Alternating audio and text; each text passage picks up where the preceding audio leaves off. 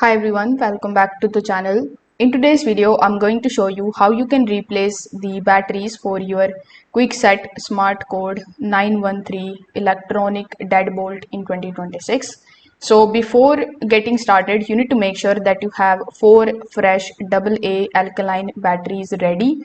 Kwikset recommends using the standard alkaline batteries and avoiding the rechargeable batteries as they can sometimes cause the performance issue. Now, once you have it, you just have to simply head to the interior side of the lock, which is this particular one. And then you just have to simply remove this particular cover. And when you remove the cover, you are going to see the battery pack available inside it. So you just have to simply just remove the battery pack, and then you just have to simply carefully insert the new batteries that you have available.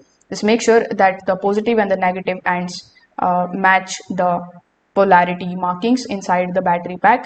Now, once the batteries are installed, you need to simply slide the battery pack back into the lock until it is fully seated. Simply reattach the interior cover and make sure that everything is secure.